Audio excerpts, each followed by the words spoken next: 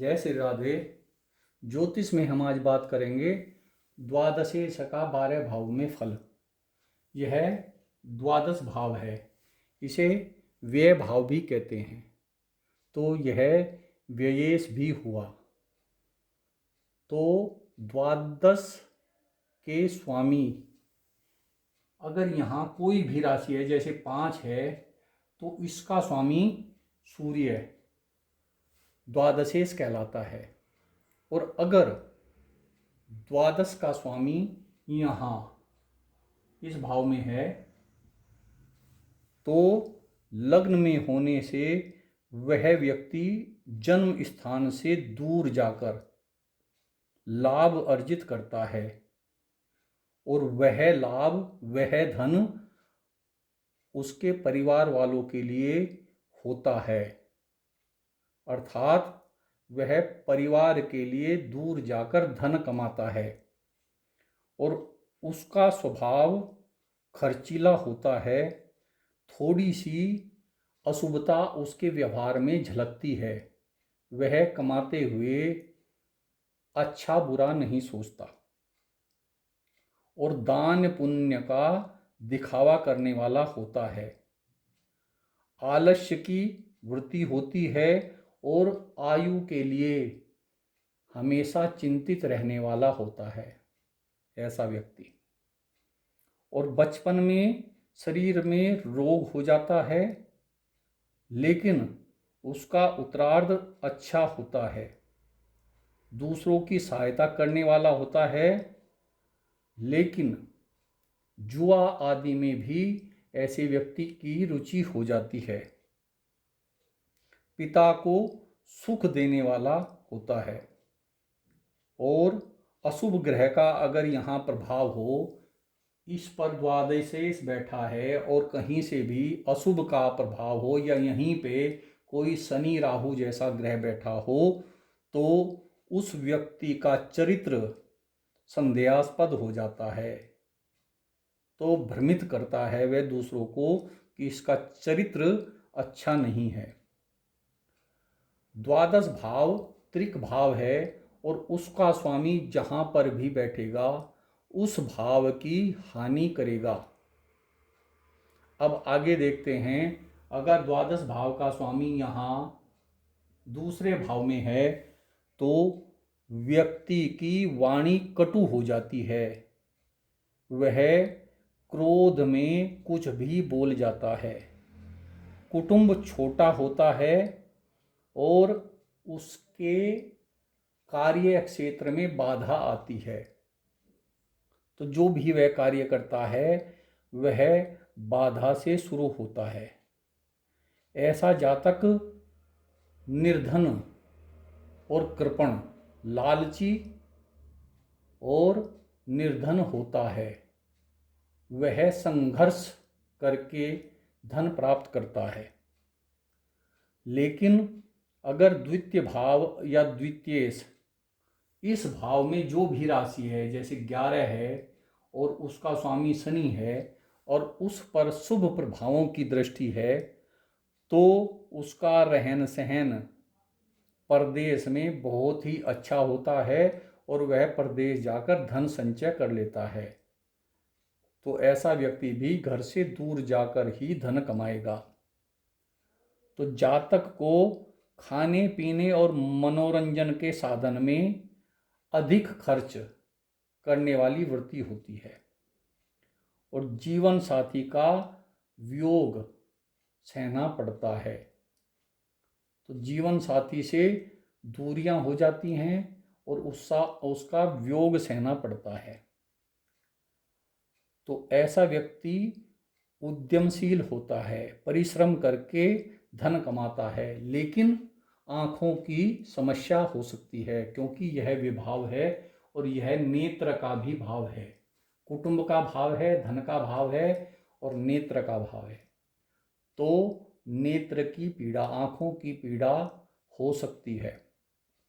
और अगर द्वादश भाव का स्वामी यहाँ तृतीय भाव में है, तो ऐसा व्यक्ति भाई बंधुओं से विरोध रखता है, किंतु खेल और मनोरंजन के माध्यम से प्रसिद्धि मिल जाती है। 12वें और तीसरे भाव का जो संयोग है वह इस कुंडली में शुभदायक होता है। थोड़े से पिता से मतभेद रहते हैं और श्वास और गले की समस्या आती है। जीवन में कभी भी ऐसे व्यक्ति को श्वास और गले की समस्या आती है। अगर शरीर से देखें तो यह भाव गले का भाव है। तो इस तरह से द्वादश भाव का स्वामी तीसरे भाव में बैठकर ऐसे परिणाम देता है। और अगर द्वादश भाव का स्वामी यहाँ चौथे भाव में बैठे, यह सुख भाव है, तो निश्चित रूप से सुख की कमी करता है, लेकिन कठिन परिश्रम से सुख प्राप्त अवश्य होगा। बाकी अशुभ ग्रहों की दृष्टि या अशुभ ग्रहों का योग उसमें वृद्धि करेगा, तो सुख अक्षीण हो जाएगा अगर अशुभ ग्रहों की उस पर दृष्टि है या उसके साथ बैठे हुए हैं। और वाहन, भूमि जैसे जो भी सुख हैं जीवन के, उसमें अस्थिरता रहती है, आज है कल नहीं है। तो इस तरह से 12वें भाव का स्वामी जब यहाँ बैठता है चौथे में, तो अस्थिर जीवन रहता है। कभी धन है, कभी भवन है, कभी वाहन है, कभी नहीं है। तो इस तरह से उसका जीवन रहता है और वह संतान की उन्नति के लिए भी जीवन में चिंतित रहता है। और अगर द्वादश भाव का स्वामी यहाँ पंचम भाव में है, तो जातक को कठिन परिश्रम से विद्या अर्जित करनी पड़ती है। विद्या के लिए उसे कठिन परिश्रम करना पड़ता है, बाधाएं आती हैं उसको विद्या अध्ययन में, लेकिन वह संतान का जो भी फल है वह इस पंचम भाव से होता है। और 12वें भाव का स्वामी जब यहाँ बैठता है तो संतान कष्ट देता है और संतान से झगड़ा आदि उसका जीवन में होता है, लेकिन वह बुद्धि से तीव्र होता है और कैसे भी मित्रों से या फिर शेयर आदि से वह धन अर्जित करने वाला होता है। और अगर 12वें भाव का स्वामी यहाँ छठे भाव में है, तो व्यक्ति विद्वानों से द्वेष रखता है, वह अपने आप को ही श्रेष्ठ समझता है, अतः दूसरों से तुलना करता है और व्यर्थ के कामों में धन और समय नष्ट करने वाला होता है। ये दोनों भाव त्रिक भाव हैं, तो इसका परिणाम अच्छा नहीं है, लेकिन कोर्ट कचहरी या फिर दलाली आदि से धन प्राप्त करता है। तो छठे भाव का अगर संबंध 12वें से है किसी भी तरह, तो वह कोर्ट आदि के मामलों से धन प्राप्त करेगा। और अगर द्वादश का संबंध यहाँ सप्तम भाव में है, द्वादश का स्वामी अगर सप्तम भाव में है, तो दाम्पत्य जीवन उत्तम नहीं होता। कलह कलेश आदि पत्नी से या फिर पति से रहते हैं, विवाह में देरी होती है। 12वें का संबंध सप्तम से किसी भी तरह से हो, दृष्टि संबंध हो या फिर 12वें का स्वामी सप्तम में बैठ जाए, तो विवाह में देरी होती है और जीवन साथी रोगी मिलता है। वह जीवन साथी के लिए जीवन भर परेशान रहता है और अपनी इच्छा पूर्ति के लिए वह कैसे भी करके धन जुटा लेता है। तो जो भी उसकी इच्छाएं होंगी, चाहे वह परिश्रम से या फिर अशुभ कार्यों से धन अवश्य कमा लेता है। और अगर यह साझेदार का भाव है, अगर ऐसा व्यक्ति व्यापार करता है और उसका कोई साझेदार है, तो निश्चित रूप से वह उससे धोखा मिलेगा, हानि होगी। तो साझेदार से सचेत रहना है अगर वह व्यक्ति व्यापार करता है। और अगर द्वादश भाव का स्वामी यहाँ अष्टम में है तो विपरीत परिस्थिति में भी वह अधिक लाभकारी हो जाता है, क्योंकि यह विपरीत राजयोग है। 12वें भाव का स्वामी अष्टम में बैठे तो यह विपरीत राजयोग है। तो परिस्थिति जब कठिन आती है तब वह धन कमाता है।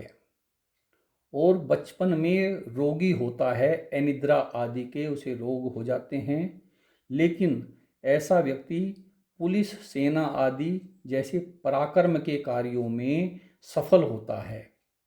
उसके गुप्त कार्य जैसे सीबीआई आदि जैसे कार्यों में वह श्रेष्ठ कार्य करके दिखाता है और धन भी कमाता है।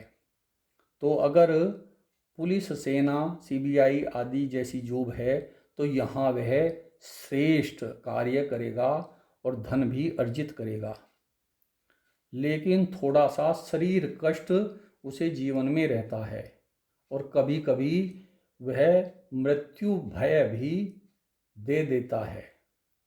तो उसे डर लगा रहता है कि इस रोग से कहीं मृत्यु न हो जाए। और अगर द्वादश का स्वामी यहाँ नवम में है तो स्त्री, पुत्र, धन और भाग्य इनका उतार चढ़ाव उसके जीवन में लगा रहता है। वह स्त्री से, पुत्र से और धन से सदैव चिंतित रहता है, इनके कारण चिंतित रहता है। पिता से अनबन और नौकरी व्यापार में हानि और अपमान झेलना पड़ता है। द्वादश का स्वामी जब भाग्य स्थान में बैठा है तो उसका भाग्य विपरीत हो जाता है, उसका साथ नहीं देता है। तो इस तरह से द्वादश का नवम भाव में परिणाम है।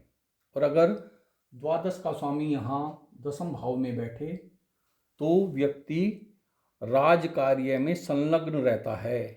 तो उसकी जॉब, उसकी नौकरी कोई राजयोग कारक होती है, प्रशासनिक होती है, तो वहाँ वह धन कमाता है। अपने स्वयं के पराक्रम से वह समाज में अपना स्थान बनाता है। लेकिन कुछ स्वाभिमानी भी होता है और माता पिता से प्रेम करने वाला होता है। और माता पिता से प्रेम के कारण उसका दाम्पत्य कष्ट में होता है, क्योंकि पत्नी नहीं चाहती कि वह अपने माता पिता से प्रेम करे, उनका सहयोग करे। इस तरह से द्वादश भाव का दसम में बैठना शुभता और अशुभता लिए हुए है। और अगर द्वादश भाव का स्वामी यहाँ एकादश में है तो ऐसा व्यक्ति खरीदने बेचने का व्यापार करता है और वह उसमें बहुत उन्नति करता है, लेकिन यह स्थिति उसे एक बार दिवालिया भी बना देती है। तो वह बिल्कुल स्थिति उसको जमीन पर ला देती है, लेकिन फिर वह अपनी मेहनत पराक्रम से उठता है। तो यह स्थिति दिवालिया भी बनाती है और फिर उसे उन्नति देती है। जीवन में अस्थिरता रहती है और वृद्धावस्था और बाल्यावस्था में वह शरीर से रोगी भी रहता है। जो बीच का समय है वह उसका सुख भोगेगा। तो यह द्वादश के 11वें भाव में बैठने से होता है। और अगर द्वादश भाव का स्वामी द्वादश में ही बैठे, जैसे 5 नंबर अगर यहाँ है और सूर्य की राशि है और सूर्य यहीं पर बैठ जाए, तो अपनी राशि में ही बैठे तो द्वादश का द्वादश में परिणाम वह धन के लिए संघर्षरत रहता है जीवन में, और उसे सम्मान का भी मुंह नहीं देखना होता। यानी कि असम्मानित हो जाता है वह जीवन में। पैतृक संपत्ति का नाश करता है, चाहे वह जुए सट्टे आदि में हो, लेकिन वह पैतृक संपत्ति का नाश करता है और पिता से विरोध होता है। शरीर का अंग, कोई भी अंग नष्ट हो जाता है तो कोई रोग से या दुर्घटना से शरीर का अंग भंग हो सकता है। तो इस तरह से यह द्वादश का द्वादश में संबंध हुआ। और ज़्यादातर द्वादश भाव का परिणाम अशुभ ही है, तो हो सकता है वैदिक विधि से उस द्वादश भाव का जो भी स्वामी है उसके वैदिक उपचार किए जाएं, उसके जप आदि करके, हवन तर्पण मार्जन आदि करके उसकी निवृत्ति की जाए तो सुख प्राप्त होगा। तो देखिए आपकी कुंडली में द्वादश भाव का स्वामी कहाँ पर है तो उसके यह परिणाम होंगे। जय श्री राधे।